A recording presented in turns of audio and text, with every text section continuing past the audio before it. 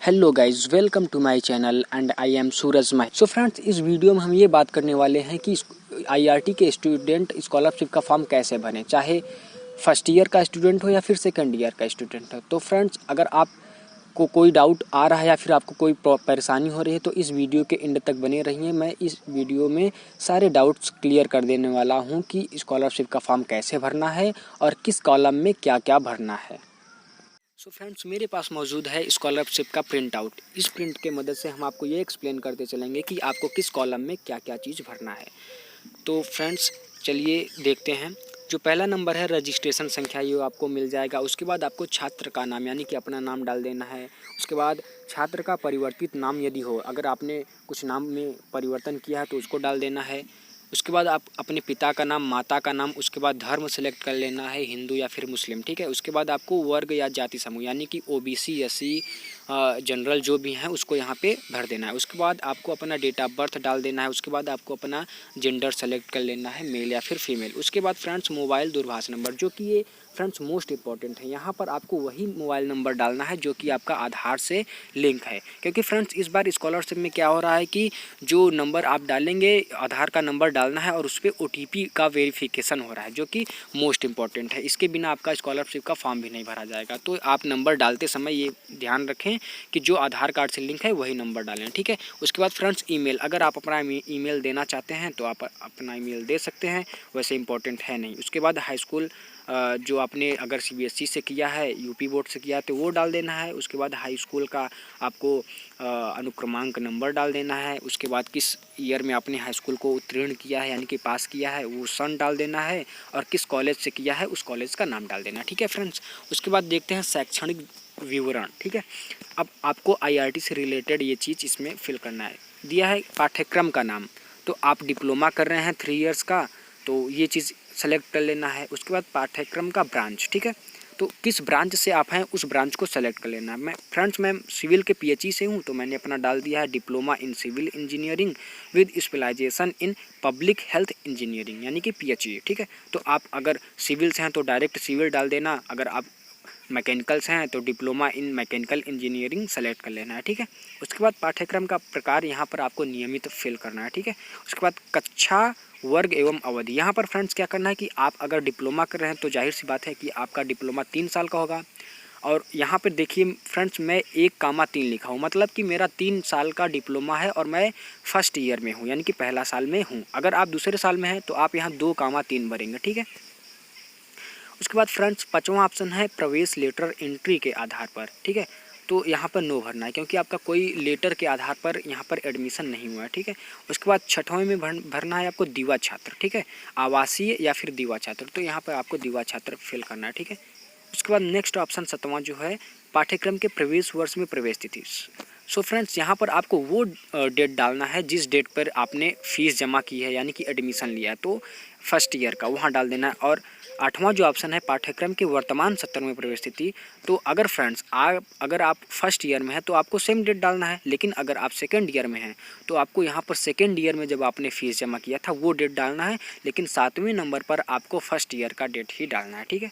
उसके बाद 9वें ऑप्शन पे ये है कि एफिलिएट पंजीकरण क्रमांक। सो फ्रेंड्स, यहाँ पर आपको वो चीज़ फिल करना है जब आपने फीस जमा किया होगा तो आपको पोर्टफोलियो नंबर मिला होगा, तो फ्रेंड्स आपको यहाँ पर वही फिल कर देना है। फिर 10वें नंबर पे है एजेंसी का नाम डालना है, ठीक है। तो एजेंसी में चाहे वो पॉलिटेक्निक का स्टूडेंट हो या फिर आईआरटी का, अगर जो भी इंजीनियरिंग कर रहा है सबको यही भरना है, UP board of technical education, ठीक है, यही सेलेक्ट करना है। उसके बाद 11वें नंबर पे है कि क्या व्यावसायिक पाठ्यक्रम में प्रवेश कक्षा 12 के अंकों के आधार पर हुआ है। बिल्कुल नहीं फ्रेंड्स, यहाँ पर आईआरटी का जो भी एडमिशन हुआ है वो 12 के आधार पर नहीं हुआ है। यहाँ पर हम लोगों का जो है एक अलग से एंट्रेंस एग्ज़ाम हुआ था। सो फ्रेंड्स, यहाँ पर आपको नो सेलेक्ट करना है, ठीक है।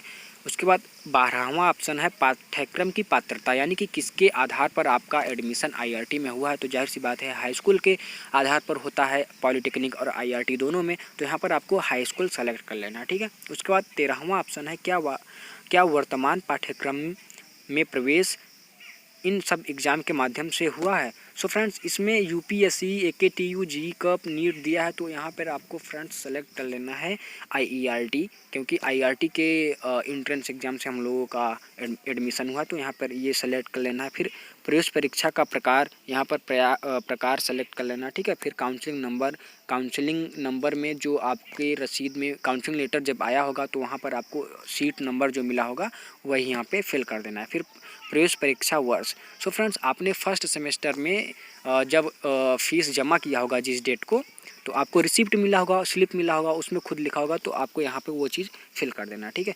प्रवेश परीक्षा में प्राप्त रैंक। सो फ्रेंड्स अगर आपने आईआरटी एंट्रेंस एग्जाम दिया है उसमें जो आपका रैंक आया है वो यहाँ पर रैंक भर देना है। फिर 18वें नंबर पे है प्रवेश परीक्षा में प्राप्त कट ऑफ, यानी कि आपका कितना कट ऑफ आया है वो फिल कर देना है, ठीक है।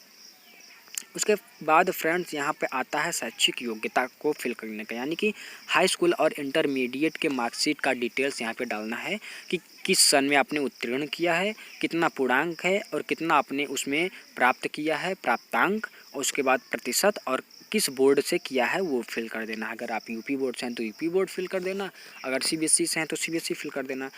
उसके बाद अगला ऑप्शन आता है निजी विवरण का, ठीक है फ्रेंड्स। तो यहाँ पे आपको उपजाति डाल देना है अगर आप जो भी जाति से बिलोंग करते हैं। उसके बाद आवासीय स्थायी पता, ठीक है फ्रेंड्स। यहाँ पे आपको अपना रेजिडेंशियल एड्रेस डालना है, यानी कि निजी एड्रेस डालना है, ठीक है। जहाँ पर आपका घर है वहाँ पर आप वो एड्रेस आपको यहाँ पे फिल कर देना है, ठीक है। उसके बाद विकलांगता, यदि विकलांग हों तो अगर फ्रेंड्स अगर कोई विकलांग है तो वहाँ उसके लिए ये सब भरने का है। उसके बाद हम लोग देखते हैं कि जाति एवं आय विवरण, ठीक है। इसमें क्या है कि जाति प्रमाण पत्र क्रमांक, ठीक है। तो यहाँ पे आपको जाति प्रमाण पत्र क्रमांक डाल देना है फ्रेंड्स। जाति आय जाति निवास में 2 नंबर देता है, एक होता है आवेदन फॉर्म संख्या, एक होता है प्रमाण पत्र क्रमांक, ठीक है। तो प्रमाण पत्र क्रमांक नीचे दिया रहता है, वो आपको यहाँ पे फिल कर देना है, ठीक है। उसके बाद किस डेट को आपका ये बना है वो डेट भी डाल देना है। डेट फ्रेंड्स आपको जो जाति निवास प्रमाण पत्र होगा उसमें खुद दिया रहता है, तो वही देख कर यहाँ पे फिल कर देना है, ठीक है। उसके बाद आपका यहाँ पे छात्र या फिर छात्रा के परिवार की सभी वार्षिक स्रोतों की आय, यानी कि यहाँ पे वार्षिक आय भरना है, ठीक है फ्रेंड्स। उसके बाद आय का डिटेल्स डाल देना है, आय कब जारी हुआ है उसका डेट डाल देना है। फिर आय प्रमाण पत्र आवेदन फॉर्म संख्या फिल कर देना है, ठीक है फ्रेंड्स। उसके बाद फ्रेंड्स नेक्स्ट ऑप्शन आता है बैंक विवरण का, यानी कि बैंकिंग डिटेल्स का।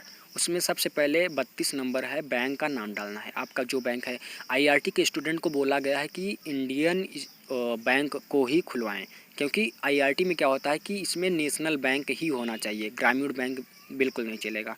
तो आपको यहाँ पे इंडियन बैंक अगर खुलवाए हैं तो आपको इंडियन बैंक यहाँ पे सेलेक्ट कर लेना है।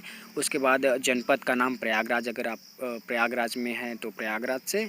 उसके बाद ब्रांच का नाम डाल देना, ठीक है। उसके बाद छात्र छात्रा का बैंक खाता संख्या, यहाँ पे आपको अकाउंट नंबर डाल देना है। उसके बाद आईएफएससी कोड डाल देना है, ठीक है। जो इंडियन बैंक का ये जो भी आपका बैंक होगा उसका आपको यहाँ पे आईएफएससी कोड डाल देना है, ठीक है। फिर 37 नंबर पे है कि बैंक खाता पर अंकित नाम, यानी कि जो पासबुक पे आपका नाम चढ़ा होगा वही नाम आपको यहाँ पे डाल देना, ठीक है।